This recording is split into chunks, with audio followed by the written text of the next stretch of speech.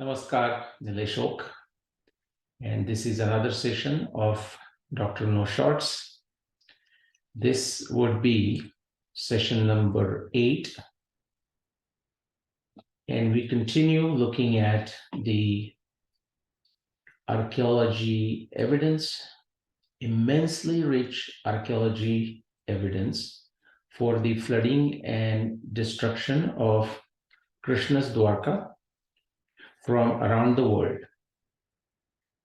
So far, we have looked at the instantaneous creation of a Black Sea at the border of Asia and India, not China, Asia and India, that is right in Turkey, near Istanbul, at Istanbul, across the Bosphorus Channel, the water from the Atlantic through Mediterranean, through Aegean Sea, through Sea of Marmara, applying the pressure against the seal of the Bosphorus Channel, pouring salt water on the other side into ordinary river lake, small river lake, instantaneously turning that into what we know today as Black Sea. We looked at the evidence in the West Indies, multiple locations, sudden sea level rise of 20 plus feet right in 5525 BCE. We have looked at sudden water pulse, sea level rise, huge in the Great Barrier Reef area when 5525 BCE. And then essentially level remaining flat and actually at some point coming down to today's mean sea levels, And that was at the Great Barrier Reef in Australia. We looked at the final disappearance of the Dogger Bank in the North Sea between the UK and Norway, and that happened in 5525 BCE. We looked at a very peculiar evidence. In fact, that was the first piece of evidence that I had come across through one of my friend. He is or was a marine geologist by profession, worked in the American Navy. This is along the coast of United States, northeast state of Maine. Now, I also showed you what is the effect of significant ice or significant glaciers, okay, suppressing the land. And when the glaciers melted, how the land pops up. A significant land subsidence evidence in that area. And therefore, we also saw how it doesn't actually, if we just purely look at the mean sea level, it does not show anything dramatic for 5525 BCE. And the lesson there is, therefore, we must take into account the land subsidence evidence along with the sea level evidence to make sense of the evidence for any specific event. And how do we come up with this 5525 BC in the first place? Remember, it is not from the archaeology evidence. It is from a super rich astronomy evidence from the Mahabharata text, 300 plus references, putting together in a scientific fashion, empirical fashion, logical fashion, all of them bringing us to 5561 BCE as the year of Mahabharata war. Then Mahabharata text tells us, you can take that as a Shabda Praman, 36 years after the Mahabharata war, flooding and destruction of Krishna's Dwarka. We take 5561 BCE, make the adjustment for 36 years, subtract 36 years because we are coming towards us and it is a BCE, before Common Era scale that we are using. That gives us 5525 BC. That is our prediction. Then we are going to look at now, today, we are going to do two things. I'm going to use this evidence to show how far back scientific, empirical, logical evidence takes us in support of the antiquity of Indian navigation or ancient Indian navigation. However, this data is useful in numerous ways, many different ways, okay, including the context of Ramayana and including the context of Mahabharata, specifically flooding and destruction of Krishna's Dwarka. So I'm going to not spend too much time related to the Ramayana significance of it right now, but definitely the antiquity of Indian navigation. And the specific subject of the flooding and destruction of Krishna's Dwarka in 5525 BCE. So let's go there. Just to put your perspective, Desha Kala Patra, okay, to give you the context of a place, but also the time specifically. The x-axis is the axis of time. Today is 21st century. 0 is the beginning of the Gregorian Julian calendar. That's something we all are stuck in right now, okay? And if you go back, therefore we use -5, -10, -15, -20k refers to minus 5,000 years. Before that 0 reference, which is what? 5,000 BCE, 10,000 BCE, 15,000 BCE, and 20,000 BCE. Mahabharata, what happened about 7,500 years ago, 7,583 years ago, in 5561 BC. Ramayana happened more than 14,000 years ago. The Ram Ravan Yuddha in 12,209 BC. All right, and Rigveda, if we look at the Saraswati references to Rigveda, it takes us definitely beyond 24,000 years.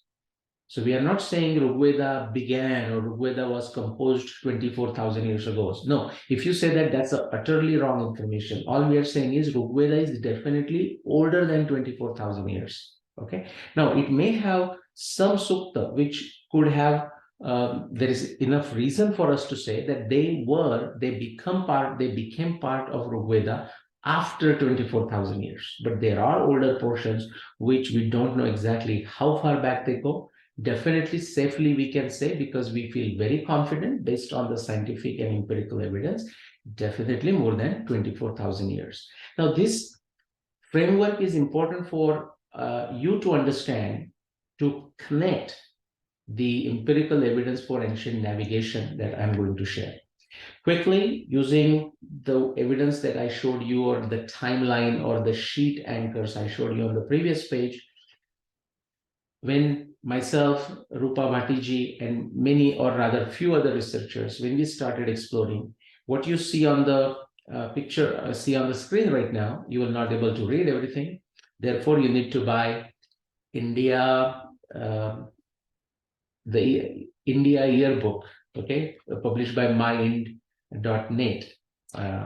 Pramod Buravalli and his team have done a great job. You will see this map as a centerfold. Okay, it explores different types of scientific empirical evidence from various disciplines: agriculture, astronomy, archaeology, genetics, going back to 75,000 years. Now, does it stop at 75,000 years? No, it doesn't. But we decided to take that as a significant mark referring to the Toba explosion. Okay, why Toba explosion? Because we know that there is a human presence, there are human-made tools in India just before Toba explosion and just after Toba explosion. Okay, so therefore we selected that as another sheet anchor for Indian civilization. But there is a huge area in terms of time going back in antiquity that can be explored.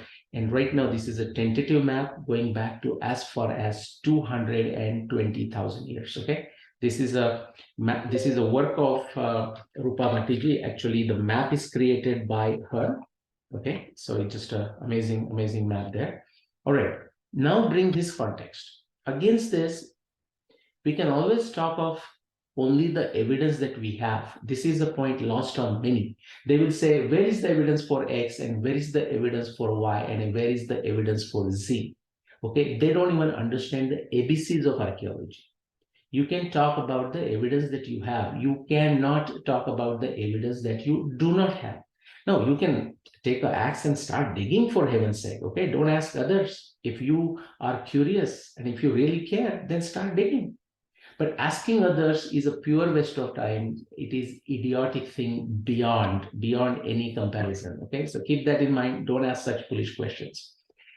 Let's talk about the evidence that we have from the eastern shore in the state of Tamil Nadu, southern part of India. What you are seeing here, so today's location of Pumbuhar is right here. This is a port, okay? Now, sit in a time machine and let's go back to say 20,000, approximately 20,000 years, beyond this 16,000 BC, beyond 18,000 years, okay? That time, the evidence shows that this P1, what you are seeing here, this is the evidence from this place. Now it's inside the ocean. A wonderful evidence of sophisticated ports in India, in Pumpuhar, going back to 20,000 years. That's how old we have the evidence for the sophisticated navigation. That is not to say navigation began there. Now, this is the kind of conclusion many archaeologists draw. It is utterly foolish, it's unscientific, and it's illogical. We don't know how far back we can talk about it because we don't have the evidence. Okay, of course, we have a description of navigations in Veda, but for every sukta, we don't have a timestamp. But based on this evidence, all we can say is definitely it goes back to 20,000 years. We don't know how far back, but somebody saying, oh, navigation began in India in 18,000 BCE is utterly foolish, illogical, and unscientific statement. All we can technically say is that the empirical evidence for sophisticated navigation exists in India going back to 18,000 years or about 20,000 years. 20,000 just for a simplicity, to easy number to remember. Now then what happened? Remember, this is the time of last glacial maximum. The sea levels are rising. And so as the time passed, about sometime between 16,000 and 8,000 BCE, the evidence doesn't tell us exactly when. We do know, if you remember the West Indies data, there was a significant pulse just after the Ramayana times, okay, 14.2 thousand years before present, okay. So could be that, or it could be a linear increase in a sea level rise, whatever it is, and whenever exactly it happened, sometime between these dates at the top, the seawater kept on going up, and finally it went over this port. So now what did they do? They built another port. So now sometime between this, the P1 was gone underwater and the P2, the second port, was built. Okay. Then between 8,000 and 7,000 BC, which is to say between Ramayana 12,209 BC and before Mahabharata 5561 BC, water level continued to rise. Remember, they're rising since 20,000 years. It inundated, it flooded the second port, and now they built P3 that you see here. Okay. Now it brings us to the Mahabharata times. Okay. Notice what happened. In Mahabharata times, 5525 BCE, the year for the flooding and destruction of Krishna's Dwarka. That's happening on the west coast. But it's a global phenomenon. That's what we are looking at. And what happened here? Not only the rising seawater destroyed port number 3 here, but it ingressed 15 miles inside the land. What is a land today? And it was a land then, and came all the way to Mayuram. Now, Mayuram is like at a 10-meter altitude from the sea level, which is from the current Pumpuhar. Mayuram essentially became a port in 5525 BCE, and it continued to be a port for the next 2,000 plus years. This is the time of the Mahabharata war and also flooding and destruction of Krishna's Dwarka in 5525 BC. So this is what is happening on the east coast when Krishna's Dwarka is getting flooded on the west coast. And we will see how much sea level rise was there.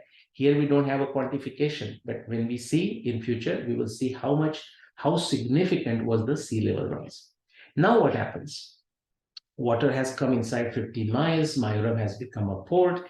It continued to be a port for about next 2,000 years. And by 4,000 BC or so, or around 3,000, now the water started receding, going back, and water receded from Mayuram to Sirkazi. So now Sirkazi is a port in around 3,000 BC or so. Guess what?